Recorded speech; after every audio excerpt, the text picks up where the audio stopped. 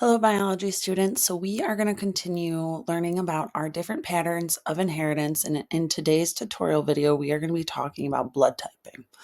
So when we are doing blood typing, we talked about in class already that blood typing involves two traits.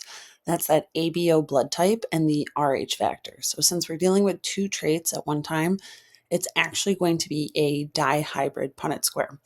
So if we go ahead and set this up, we already mentioned our first trait is blood type, and the alleles for blood type include A, B, and O. What the A allele codes for is we call it type A. That really just means A antigen is present. Same thing for type B. When we call it type B, we're saying a B antigen is present. And when we have the allele O, we call it type O, but that actually means no antigen is present. So A or B is not present. So that's kind of how it got its name. Our second trait is our RH factor. So there's only two alleles for this. So ABO we'd actually call multiple alleles since there's three, versus RH factors similar to what we've been dealing with in the past, where we have a dominant and a recessive allele only. So our little positive symbol is going to represent RH positive. So we're just saying that the RH antigen is present. Negative is simply going to mean RH negative because RH is not present. So if we take these alleles and we combine them into our genotypes, our first genotype we see is AA, which is going to code for type A, and AO, which is also going to code for type A. So if we are using our patterns of inheritance and things we've talked about in the past, when we look at AO, that must mean A is dominant to the O allele and O is recessive to the A. So that's why type A is expressed. The next genotype we can take a look at is BB, is going to be type B, and similar to AO, BO also is going to be type B, so that means B is dominant to the O allele as well. Then we have the combination AB, but notice when the allele A and B is present, we express type AB. So this relationship means that these two alleles are co-dominant to one another. And then our last genotype for ABO blood typing is OO. This is the only way you can get type O blood because, as we mentioned before, O is recessive to A and B. Then when we go ahead and look at RH factor, we have two combinations to give us RH positive. So this person, or the genotypes we would call as homozygous dominant, like we've done in the past, or heterozygous can be RH positive. And the only way to be RH negative is when we have two negative alleles. So if we go ahead and look at our problem and we try to predict blood types, we see right here our first parent is A positive blood, and it tells us he is homozygous for blood type A and heterozygous for RH factor. So when we write that into our combinations, remember homozygous means same allele. So if he's homozygous for blood type A, that's the two A alleles. Heterozygous for RH factor means two different alleles, so that positive and negative. Our second parent is AB negative. The only options we can see in our genotype key to be that is AB and two negative signs.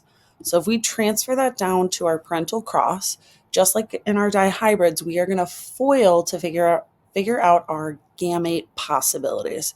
So in our first parent, if we do the first allele in both separate genotypes, that gives us a capital A and a positive.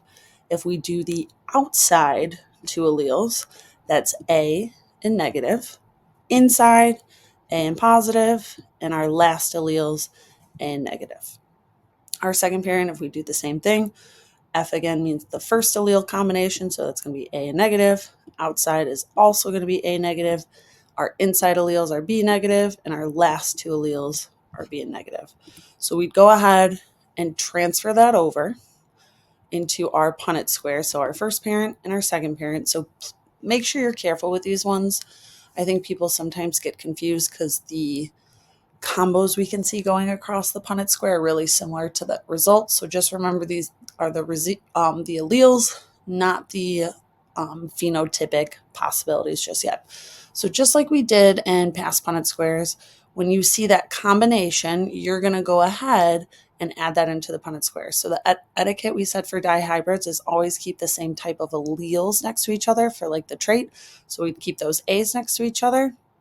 And then we put that positive and negative. We put that positive first because positive is dominant over the negative one. That would be the same combo for the next one. Then when we fill out that third one, I didn't mention it before in our key, but the etiquette for blood typing is just always put the A in front of the B to be consistent. So that third option would be AB plus negative, and so would our last one in that combination. So how about you go ahead, pause the video right now, and figure out the combinations for the rest of the Punnett square. All right, now that you've gone ahead and given it a try, let's check our work. So that would be our results for the second, third, and our fourth column. So let's go ahead and now see what our probabilities are for both our genotype and our phenotype. So when we do our dihybrid, remember there's a lot going on in the 16 square Punnett square. So usually we like to color code or do a symbol to kind of keep track. So let's try and look, and we can see where all of our combinations I color coded are AA and then a positive and a negative sign. So 4 out of our 16 boxes, you could have written that as a fraction. I put that as 25%. Then if we look at our next one, all the AA and 2 negatives are going to be highlighted. So that's another one that's worth 25%. If we keep going, if we find all the AB plus negatives, that's also going to be 25% chance of that genotype.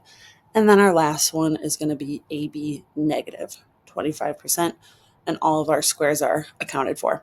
So when we look at this genotype probability, you guys got to be careful of understanding that's not the phenotype. Those are the allele combinations. So when we look at each of those, we have to figure out what blood type that codes for based off of what we talked about in that genotype key. And when we look at those 4 options, all 4 of those code for something different. So AA positive negative is going to be A plus, AA negative negative is going to be A negative, AB plus negative is going to be AB positive, and AB negative negative is going to be AB negative. So all those are different. So we keep almost that same probability, but now we write it out phenotypically like I just walked through. So we've mentioned before, dihybrids is a lot of work, and we've talked about the shortcut method before. The shortcut method also works with blood typing. So if we go ahead and we use the same setup, we are going to read our prompt and figure out what our parents are, and I'll show you how we can do the shortcut to make that a lot quicker. So it tells us our first parent is B negative, and he's homozygous for blood type B, so that must mean that he has 2 B alleles. The only way to be negative is to have 2 negative alleles. The mother in this case is O positive blood and is heterozygous for RH. So the only way to have O blood is to be homozygous for type O, and heterozygous for RH means 2 different alleles. That's that plus negative. So if we transfer that down below, if we go ahead and FOIL, we can see our first parent when we do our first, outer, inner, and last, all are going to be B negatives, versus our second parent when we do that first combination, that's at O and positive. Our outer is an O negative, inner is a O positive again, and our last is an O negative.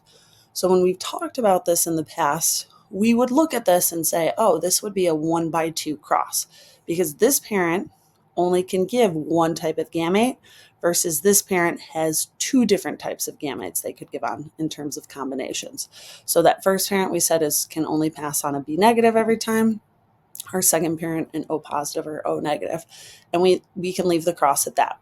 We don't have to fill out the rest of the Punnett square in order to save us time. So if we go ahead and fill that out, that first combination, notice how I put the B first because the B is dominant. Again, the plus sign is dominant. So this person could pass, or that combination would be BO plus negative. Our second combination would be BO negative negative.